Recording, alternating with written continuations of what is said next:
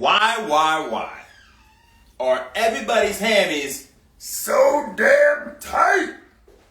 Nobody touching the toes. I can touch the toes. The proof's in the pudding.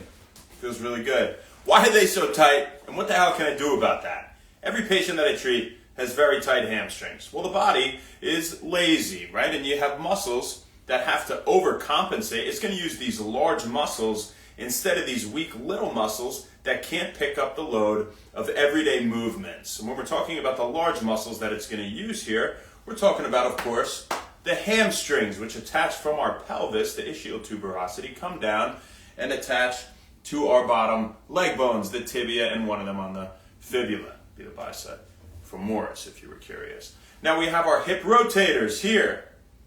P-go-go-Q. Piriformis, superior inferior gemellus obturator internus, right? Rotating this hip outward. Okay, and we also have muscles that are involved in moving the hip laterally. The glute med, the glute min, and the tensor fascia lata, for example. So without knowing the names of any of these, which doesn't really matter, right? I just like to tell you guys, if you were curious, how do we make these strong so that these don't have to work as hard? Because if these are really tight, why can that cause low back pain? Well, it could cause low back pain because they attach again to your pelvis.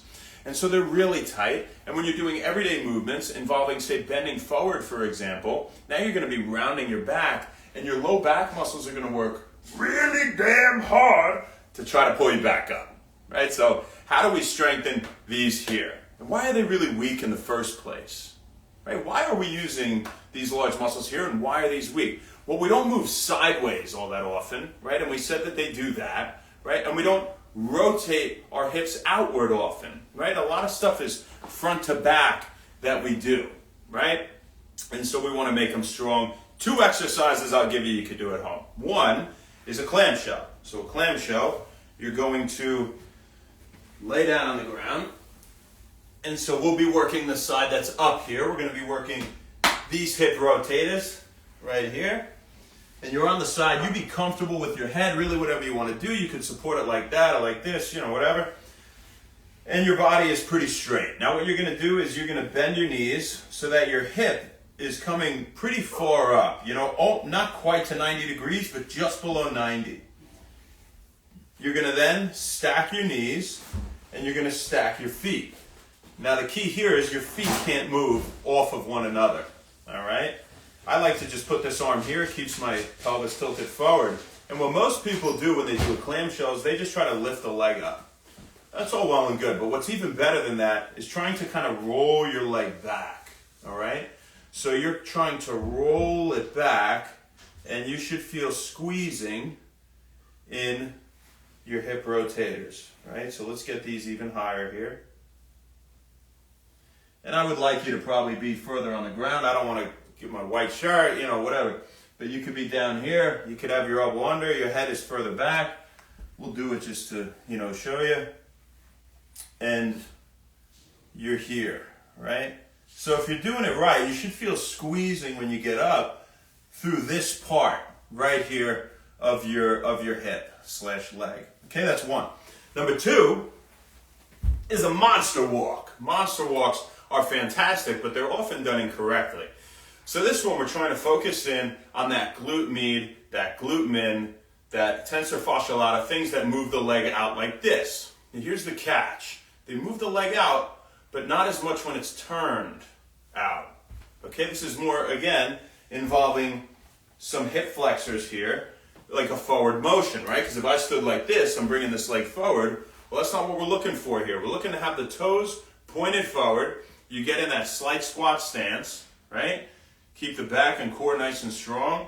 And this foot, you're going to turn in. I did legs this morning, so they're actually screaming right now. But you're going to turn this foot in and then move out. And then move the leg out. Move the leg out. Keep the toe pointed forward. Boom. Boom. And try.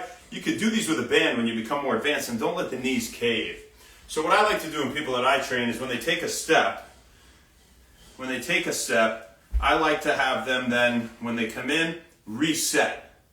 Reset. Because if they don't, they're going to go like this the whole time. So you take a step, reset, take a step, reset. Do it till you're tired.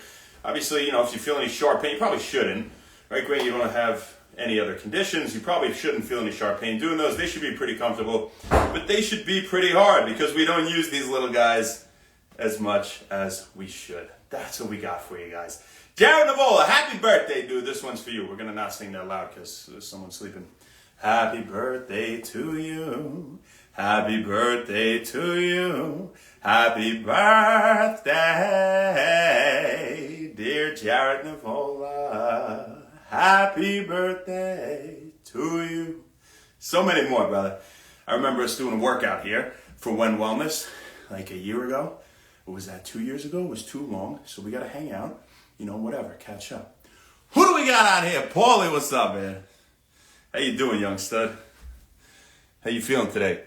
Danielle, what's up, baby? Sapar, Josh, Tell, Meg, what's up, girl? Black and white. Yeah? We're good? Look like one of the waiters or something, Maybe they're black on black. I don't, As for now. So we got for you, folks. We'll see you tomorrow, baby. Not sure where, not sure when, but you're damn right we'll see you then. Have a fantastic rest of your day. Happy Saturday. Happy One Wellness. See ya.